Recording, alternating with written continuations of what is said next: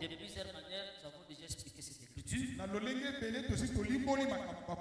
pour démontrer que Dieu ne pouvait pas laisser l'humanité dans les ténèbres pour toujours. Sous la servitude perpétuelle, il a fallu que le Seigneur puisse venir en envoyant son Fils pour le rachat de la terre. C'est-à-dire l'homme, les peuples, la femme, toi aussi en particulier. C'est-à-dire que tout ce que nous vivons, ce ne sont pas des conditions qui doivent demeurer éternellement. Parce qu'il y a une promesse. Le Seigneur avait promis dans Genèse chapitre 3, verset 15, verset 17. Il a dit ceci, que je mettrai une inimitié entre les serpents et la femme, sa postérité et ta postérité. Mais l'Écriture dit, la postérité de la femme écrasera la tête du serpent. C'est-à-dire le problème d'écrasement, ce n'est pas la tête. C'est un problème de la tête. Or la tête c'est le chef. La tête c'est le roi. C'est pourquoi dans d'autres dimensions, nous avons toujours dit en Éden, le serpent n'avait qu'une seule tête. Mais au fur et à mesure, on a vu que le serpent maintenant avait 7 têtes. Là nous sommes dans Apocalypse chapitre 12. Et Dieu bénisse. On a vu un dragon qui est le serpent. Il avait 7 têtes. Amen. Mais toutes ces têtes-là seront écrasées par la postérité. Mais dans Galates chapitre 3, Galates chapitre 4, on dit ceci. Pour expliquer ce que Dieu avait donné comme promesse à la femme. Lorsque les temps ont été accomplis, Dieu a envoyé son fils né d'une femme. C'est-à-dire que les fils, la postérité de la femme, c'est le fils aussi qui devait naître d'une femme. Mais dans la première dimension, nous ne parlons pas de la femme comme Marie. Amen. Bien que Jésus aussi est né de Marie.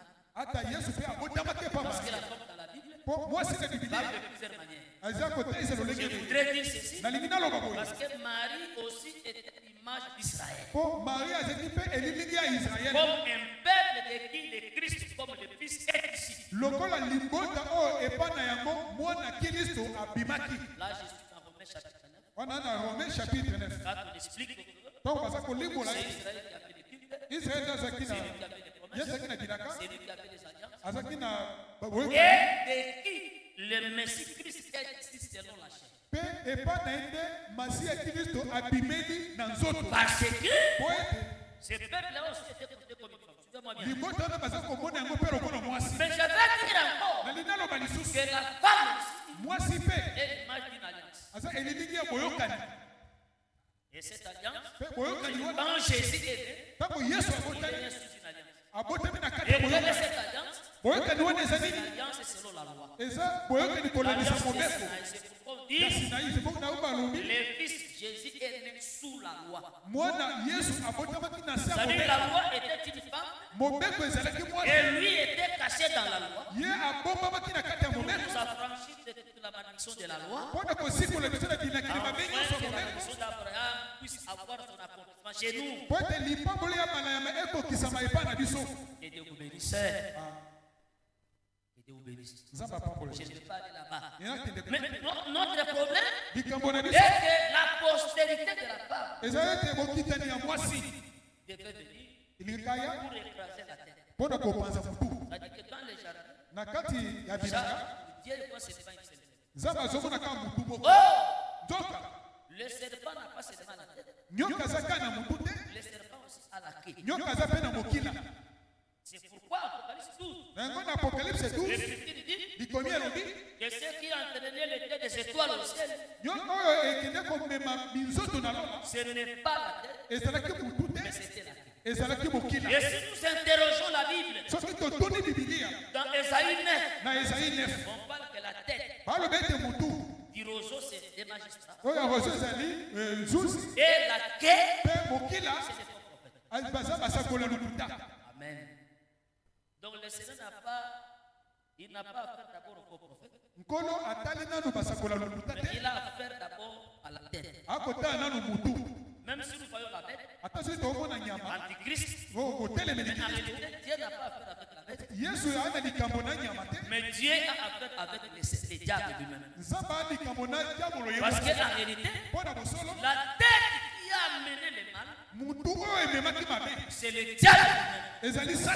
Mais le diable aussi a partagé son pouvoir, sa puissance, son autorité au roi de la terre.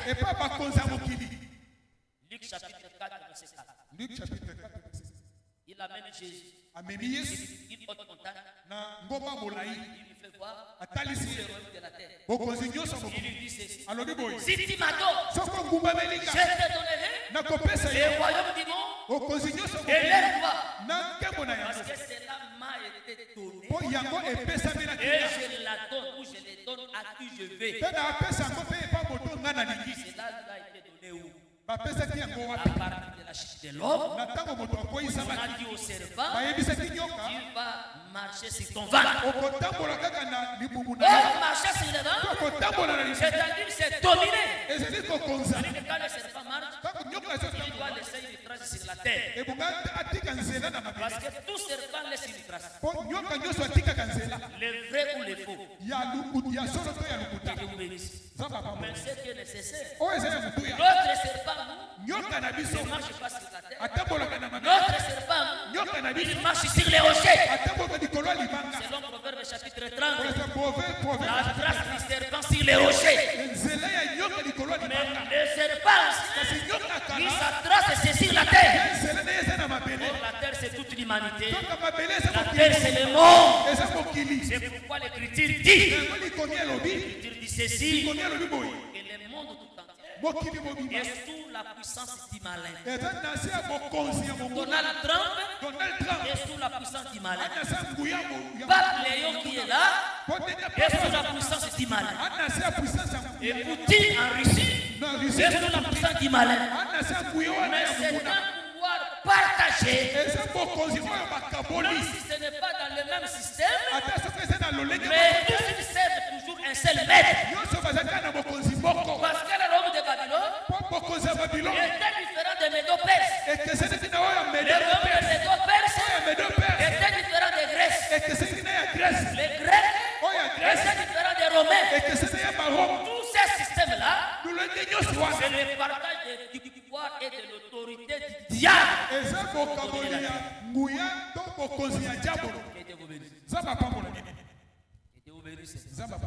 Parce que le Seigneur lui quand il est venu a dit, mon royaume n'est pas encore le royaume de la terre. Si mon royaume était ici-bas, ça appelait tous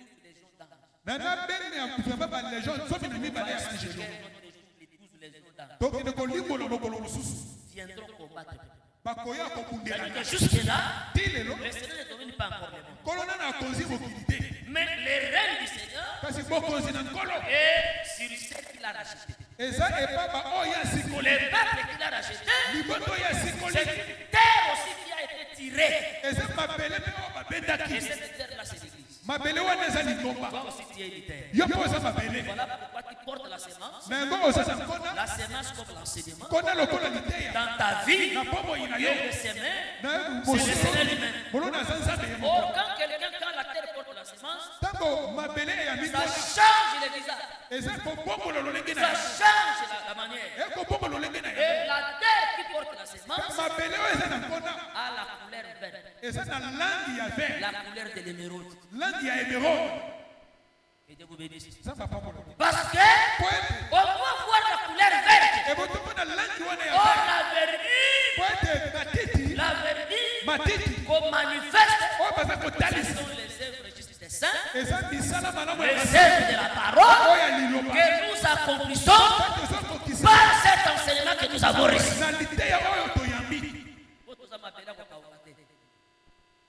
Amen. Il est vrai que quand nous sommes sortis de la terre, nous étions une terre sèche. Il a fallu que le Seigneur parle pour que la terre puisse se produire. Je parle de la terre comme le Seigneur. Je ne parle pas de la terre comme Israël. Je parle de la terre comme l'Église.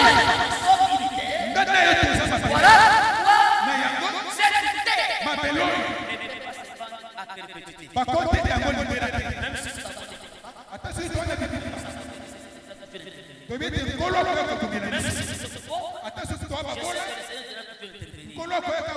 si nous sommes menacés par une maladie, le Seigneur viendra toujours intervenir. Même si nous sommes stériles, il y a un jour où le Seigneur viendra intervenir. Parce qu'il ne voudra pas nous laisser toujours à perpétuité sous la querelle. Nous sommes sa propriété à cause du rachat. Et surtout que nous sommes unités dans un pays. Nous sommes unités dans quel pays? Dans le pays de Canaan. Au début, nous avons dit que les pays, c'est des fils mâles. C'est un pays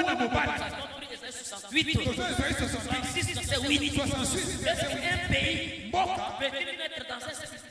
Une nation peut-il prendre naissance d'un seul coup. On parle de la naissance d'un pays. Les pays, c'est tout un fils. C'est pourquoi nous sommes retournés que le pays de Canaan était le petit fils de Noé. C'est d'abord les noms dits des personnes.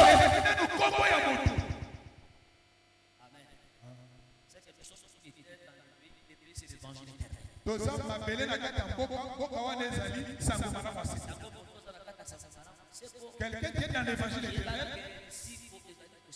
que non, le rachat est possible. Le Seigneur ne t'abandonnera jamais. Tu es la postérité d'Abraham. La postérité d'Abraham n'a jamais été esclave de quelqu'un. Il est esclave seulement des promesses de Dieu. Même si c'était descendant d'Égypte, il n'était pas esclave de Pharaon. Il était esclave de la promesse de Dieu. Parce que dans la réalité, un Pharaon, il était comme l'officier de garde de la prison. On a arrêté quelqu'un, on l'a emprisonné. Toi, tu dois commencer à le garder. Toi, tu dois commencer à le suivre. Tu dois lui dire ça. Tu ne peux pas l'abandonner. C'est lui qui fait tomber. C'est celui qui l'a mis dans l'esclavage. Nous avons fait un Genèse chapitre 13. L'écriture nous a dit, tu as dit à Abraham, sache qu'à un moment, ta postérité sera dans un pays étranger. Ils seront là-bas esclaves et assujettis. C'est pour quelle cause ils étaient descendus? Il n'y avait pas de cause. Ce n'était même pas le péché d'Abraham. C'est parce qu'il avait divisé les oiseaux. Ce n'était pas comme ça. Dieu s'était déversé en scène dans tout. Son programme se diffère de celui des hommes. S'il dit qu'au moment fixé, tu seras toujours béni.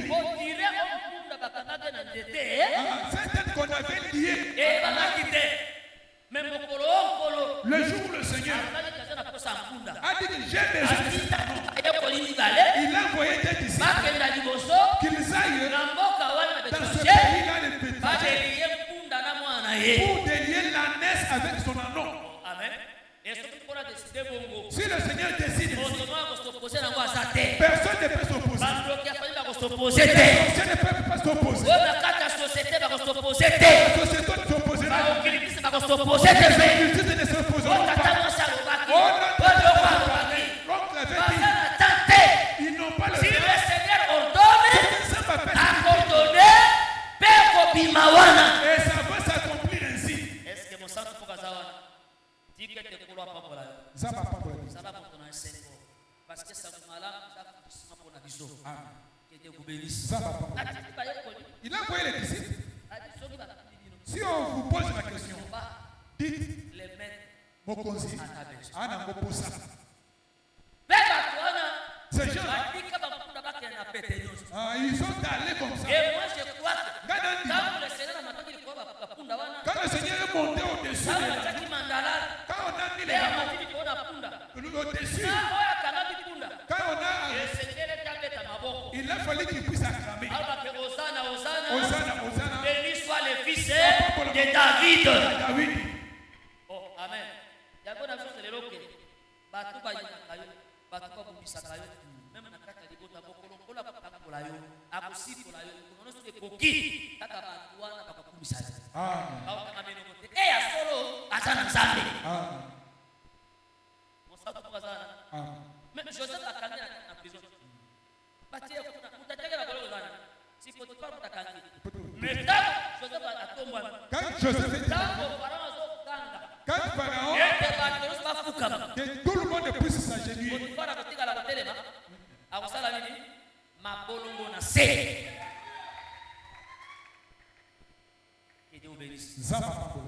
C'est pourquoi je voudrais communiquer la fin. Donc, on a une personne qu'on dit que ce message de Jésus, peut-être un message de la révélation, ne soit pas seulement un message prophétique, mais qu'il y a aussi un message de réconfort pour tout un chacun. Pour démontrer que Jésus, comme véritable jubilé, en lui, nous avons le droit d'avoir toutes choses. Les célestes et les terrestres. C'est ce que j'insiste. Mais c'est pourquoi j'ai dit 2026. Le 6 s'est ajouté au chiffre 7. Le 6 s'est ajouté au chiffre 7. 6 est parti, ça vient de chiffre 7. Nous sommes en 2026. Le chiffre 6, ce n'est pas seulement l'imperfection. Ce n'est pas seulement l'homme. Mais le chiffre 6 aussi, c'est aussi la bénédiction. Le chiffre 6 aussi, c'est aussi le ramassage de double portion. Mais vous verrez que le sixième jour, Israël ramassait la main double. Avec le côté de Balami Balé. Il met d'abord ce jour. Il réserve aussi pour le jour du sabbat. Même dans la joie du jubilé. Le Seigneur a dit ceci. La sixième année, l'Éternel, je la vous bénirai. Vous nourriture la nourriture de 3 ans. Parce qu'à la 7e année, vous travaillez, la terre se reposera. Mais moi, je vous bénirai. Donc Jésus, quand il est venu, il est venu aussi comme le chiffre 6. Il est venu aussi doublement. Il est lui-même. Asa Sabbat, Il est le sabbat. il est aussi. Asa fait chiffre 6. Il est aussi le chiffre 6. Sa vie soit abondante. Qui nous donne l'abondance. Parce que le chiffre 6 aussi, c'est le chiffre du travail. Parce que le chiffre 6 aussi, c'est le chiffre du travail. Il faut travailler. Venir à l'église, c'est aussi un travail. Jeûner, c'est un travail. Le donner, c'est un travail. Ce n'est pas aller chercher du travail là-bas. Même pour le salut, il faut travailler. Je vous ai donné l'écriture. Nous devons travailler pour notre salut. C'est votre Et Jésus aussi dans Jean 6, il dit travailler pour la nourriture qui périt. Comment nous devons travailler? Mais dans des prières, dans des sacrifices, en écoutant aussi l'enseignement, c'est tout un travail. Si quelqu'un se déplace de chez lui, il vient ici, c'est tout un travail. Pourquoi? Parce que le Seigneur a fait de nous tous royaume de sacrificateurs. Donc tout sacrificateur doit avoir un travail qu'il exerce. Parce que pour présenter offrande, tout travail mérite un salaire. sacrifice Parce que prêcher, ta prière, de chanter, tout ce que tu exerces, sache qu'il y aurait une récompense. Maintenant, nous Christ, nous avons tout. C'est pourquoi si je retourne, comme j'avais dit les génies, Isaac bénit Jacob. Il bénit. Et Dieu accorde la rosée du ciel. Et la graisse du ciel. Donc il bénit doublement. Il lui bénit à ses pieds célestes. Il lui bénit aussi à ses pieds terrestres. Oh, j'avais dit que cette bénédiction, c'est que Isaac a donné à Jacob et pas à Jacob. Parce qu'au commencement, Dieu créa les cieux et la terre. Quand Dieu te donne le commencement, la fin du temps, tu auras tout ce que tu voudras. Parce que toutes ces choses ne viennent que du commencement. Au commencement, Dieu créa. Et au commencement, quand Dieu a créé, il a créé les invisibles et les invisibles dans la parole. Si je te donne le commencement, tu auras ce qui est spirituel et ce qui est physique. Mais tu vas pénaliser ça. Laissez-moi te dire. Pour t'exhorter. Mais Isaac a béni son fils. mais pourquoi ça? Pourquoi c'était son fils? Il a fallu qu'il le bénisse. Sans exiger quoi que ce soit. Mais pourquoi lui? Il a dit à Isaïe, va, cherche-moi une fille, prépare-moi. Et après je vais te bénir. Il bénit aussi.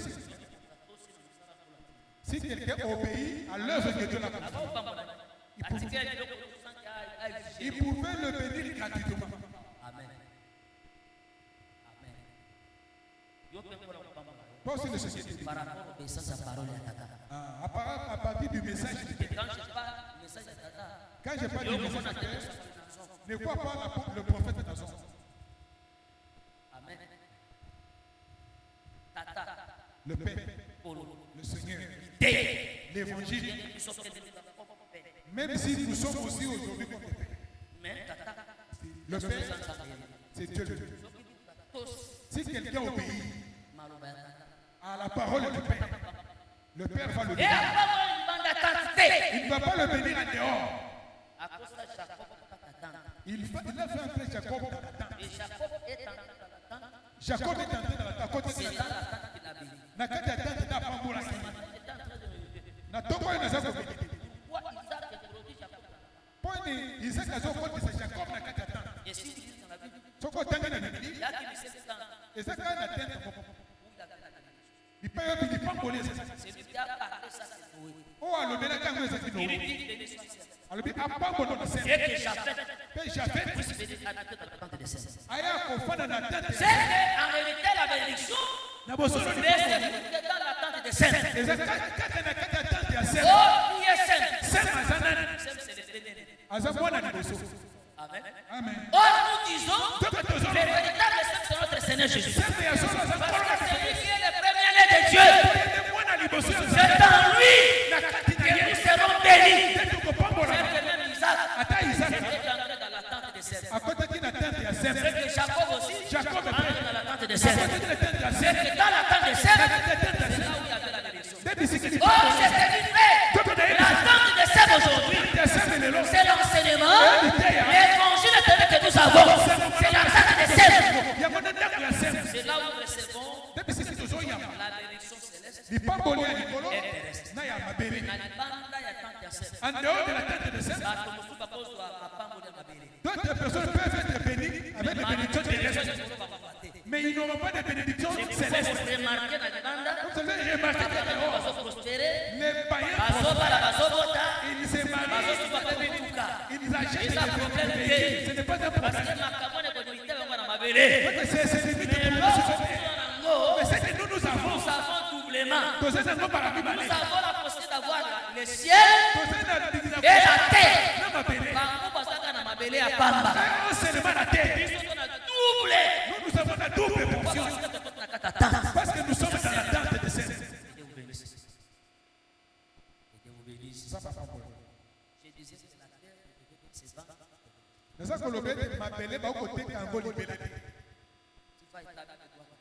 Nous avons parlé de la femme, de l'homme, de la femme, et nous avons parlé aussi de la terre comme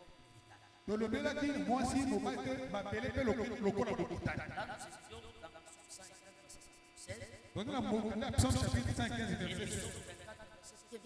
Psaume 24, verset 1. Genèse chapitre 4, verset 12. Yo Kaïra. Le colo de Konayo. Et que le sang de ton frère a été versé sur sa tête. Ma belle est de Konayo, va s'opposer à mon ami.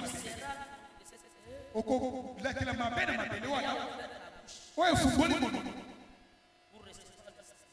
Pour ne pas ma quitter de Konayo. Quand il se verra, tant qu'on la terre ne produira pas sa richesse. Ma belle est de Konayo, c'est-à-dire que la terre a une richesse. Ma belle est de Konayo. Si la terre se ce qui m'appelait les gens qui t'ont appelé c'est la et dit le travail sur la terre nous devons aussi puiser la richesse et beaucoup de gens qui ne comprennent pas. Amen. Nous refusons. Il ne faut pas verser le sang. Il ne faut pas être meurtrier de cette terre parce que la terre va te fermer la porte. Donc, tu veux dire qu'on a vu ça. Et ça, l'idée. Ça, c'est mon tabou qui l'idée. Mon tabou est qu'on doit se dire. Il y a un sophie ma terre. Ça va se faire maquiller. Mon pommier, Satan. Ma belle est mon péché pour vous voter.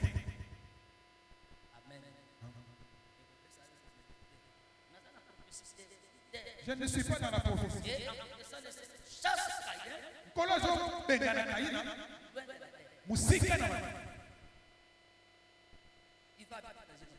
akini kufanya mabele donc mabele wana ezaki mabele ezaki de lokina kaina lo tala ozako bengana na musika de lokina dès que c'est na mabele c'est de lokina nzambe dis ça passe à mabele et le c'est l'évangile. Et ça, c'est un malade. Évangile éternel. Ce n'est pas n'importe quel évangile, c'est un malade. Faites attention aux choses. Amen. Si tu parles,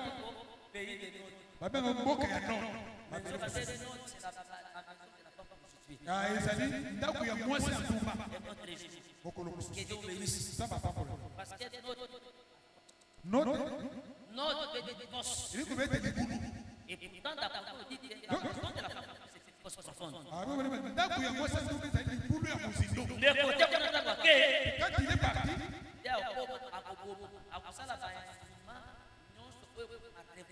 il va faire tous les instruments de la révolte. S'il parle là-bas, ça descendra de notre toujours des polygames. Dans la terre qui a la foi de Dieu, il n'y a pas de polygame.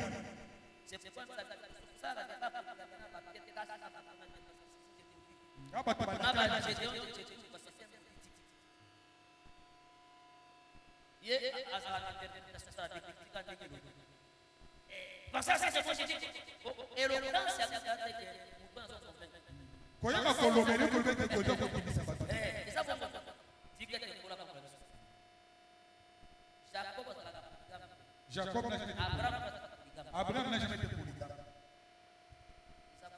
C'est ça. Amen.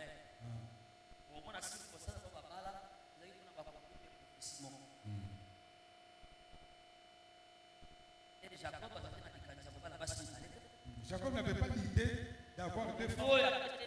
C'est lui qui lui a donné. C'était Laban qui lui a donné une deuxième femme.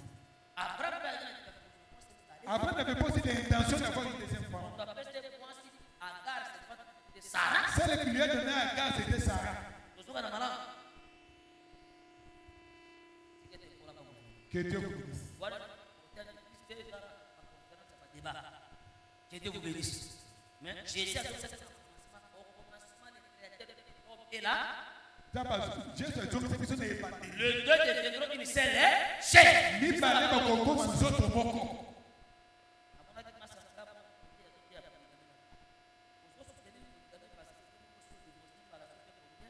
ya kote osote ya kukabi po free il faut dans la fête sauf qui au sein de sumo kibi na kata banzete ata olati kasa lobake nazani amen poste justifié parce que etala bongo wana eza kolata te au moins soki epimi kase kokauka soki makase kauki nde pena bolumbu na suka na bolumbu ifolo bepata koloke na sa bolumbu pe batana nzoka nde pona koloka bolumbu kubatea yo abike kita se kita piketieni ateye ko c'est bona kokoma bolumbu kubatea yo pour être ennemi c'est qu'on va te pécher que Dieu vous bénisse.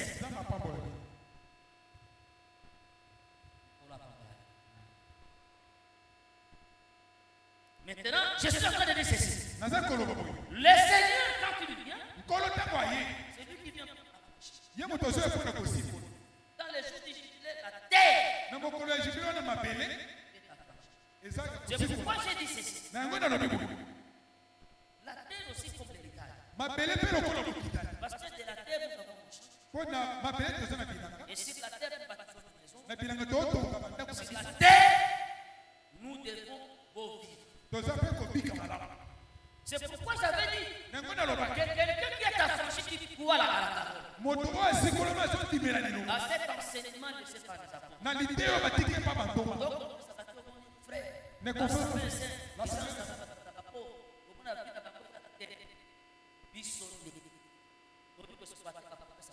nous ne connaissons pas exploiter les promesses de Dieu. Dieu a donné Israël. Nous avons prêché quand nous étions avec nous. Josué va dire aux Israéliens, prenez 3 personnes dans chaque tribu. Qu'ils aient exploré le pays des Canaan. S'ils retournent, qu'ils puissent tracer sur ce pays dans un livre. S'ils mettent ce pays dans un livre,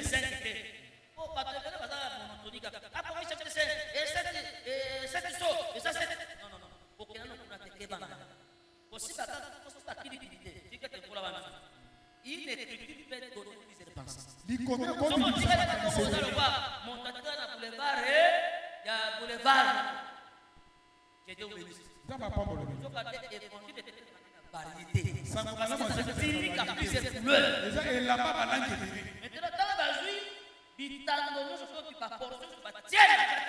quand on a pris toutes les portions, on a mis dans un livre. Chaque personne avait sa part.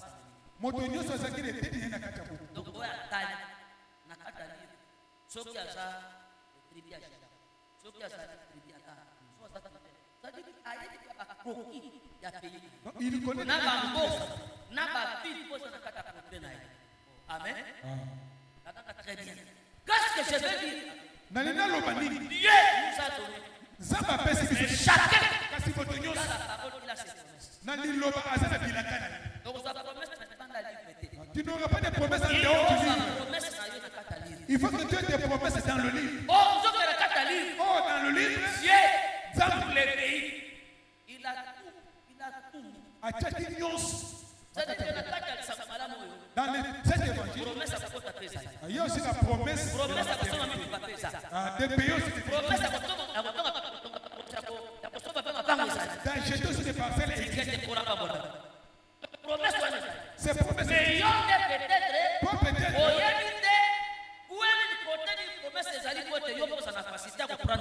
Tu ne sais pas où se situe cette promesse pour que tu puisses aussi l'hériter. Moi j'ai déjà 45 ans. J'ai déjà la réponse 50 ans. C'est faux. Amen. Anne avait quel âge? Sarah avait quel âge? Que Dieu vous bénisse. Qu'est-ce que ça promesse c'est?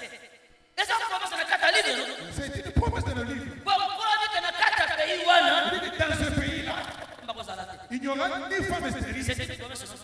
Mais tant que kota kata mais tant que suppose de modeste, yo de promesse. Toi tu n'as pas compris la promesse. Tu n'as pas compris la promesse. Tu n'as pas compris la promesse. Pour avoir cette promesse, il faut que tu puisses aussi combattre. que tu puisses pour ton héritage en Christ,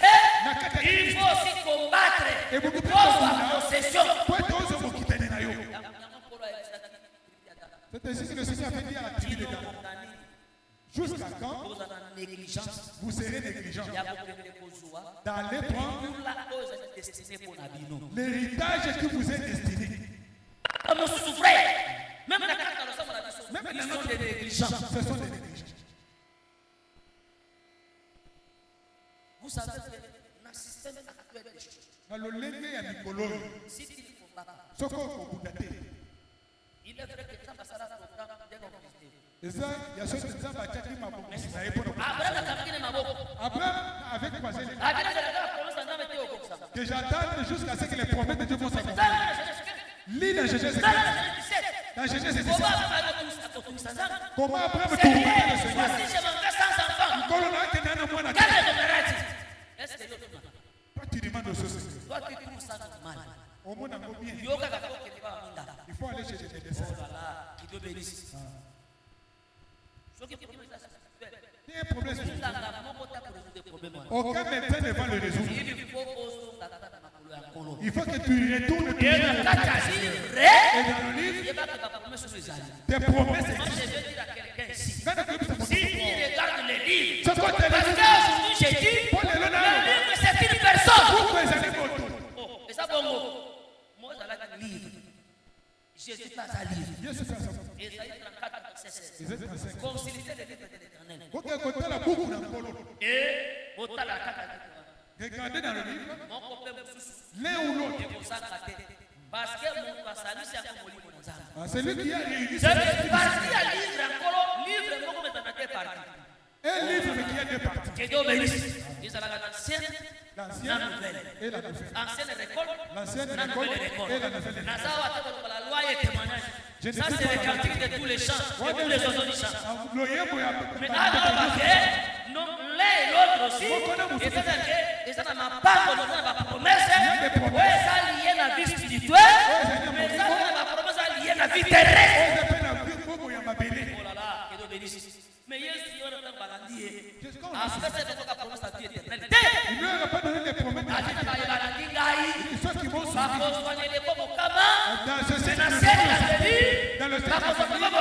ils auront aussi la vie éternelle. nous avons des promesses faites. Les promesses du temps présent et les promesses du temps à venir. Les promesses du temps présent, si nous sommes malades, il faut que le Seigneur nous guérisse.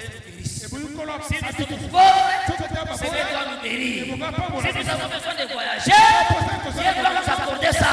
Si nous avons besoin de maison, Dieu doit nous accorder pour en acheter. Allons la terre.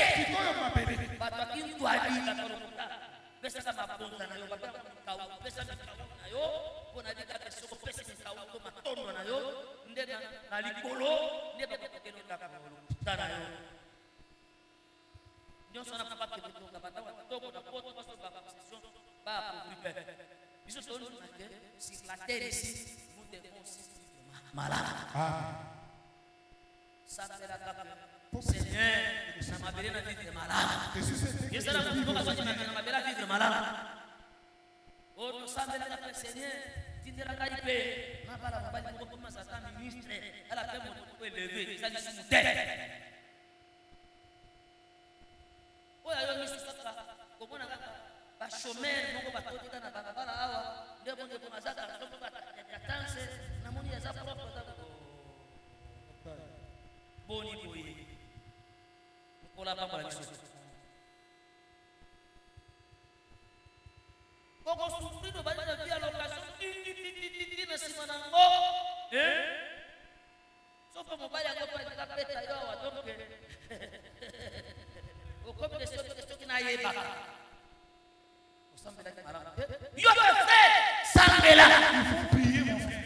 Que moi, c'est ma femme soit aussi une porte. Amen.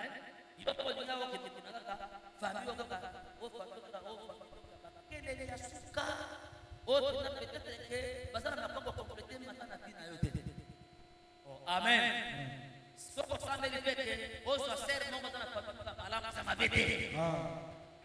Est-ce que la jolie moutou n'a pas fait sur la terre pour être capable de vivre malade? Attaque la perfection. Frère, nous aurons ressenti avec une tribulation.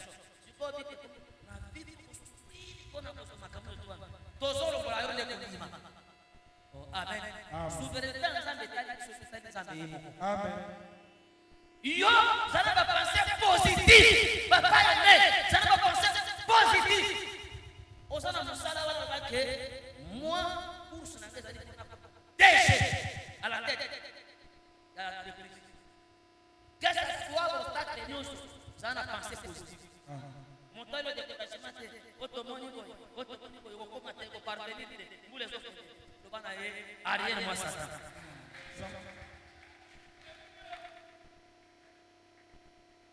Est-ce que ça te donne?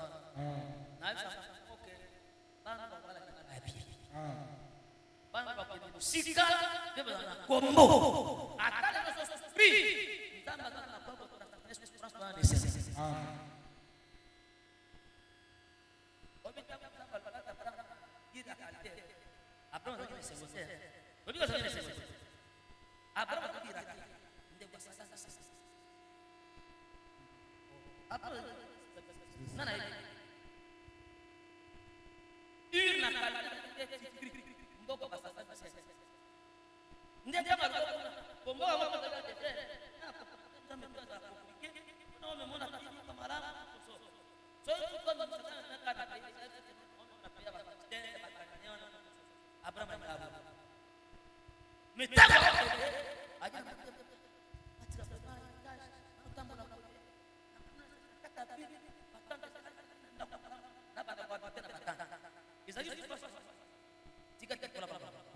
mais les lots Abraham nous n'avons rien à faire donc on va voir nous avons besoin de faire attention sur quoi na race para attraper na nzoto to katekunete kongola zangu baba non mais comment va ye nous sommes à côté par rapport à musala sana kati na ye asi Abraham akomise tipi na ye moko kala nega komisi ko Abraham nene je voudrais que tu te connaisses pasteur Pati moi ton père je te dis que tu le connais quand tu es entré ici aux obéditions père tu le connais frère na ici pas trop bakor apotami tinenga mais yo esa le mabongo te parce que oza mabele oyo nzamba ye kosikwa donc basiko ni mabele ko ta kosoto milone ko to nakaka mabele top les ailes que la terre va pas ni sala o mabele ko que Dieu bénisse zamba nana sa kaya la terre c'est pas mabele ba ko teka ngoli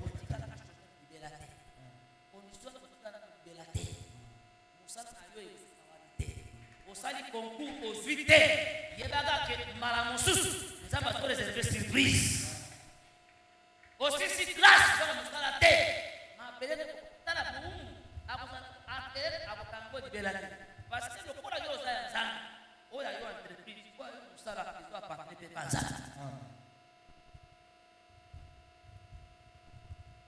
libala nzamba ne tapesio opali mwasi na bon apôtre nataka libala comment appeler mabodo non mabele wana ekotika mandela en quelque sorte côté comme tu veux dire Esaïe 8 verset 22 que les ténèbres ne régneront pas toujours sur la molini ekotika libela te c'est-à-dire que molini nkolo akotengana ngo na mpole nzoka nde mpole véritable de le soleil de la justice amen soka se lever à gauche casser toutes les bêtes féroce o bakonzaki badomine na yebi ke olala katongi malamu na kotolala kolala te bandi kolota mwa bampuku bandi kolota mwa banyamu kolota mwa bamiserekete kozana bazamba okomolota balion okomolota baleopard okomolota bambwa okomolota bakuluna okomolota batamaboma na yebi ke ce matin esila na komona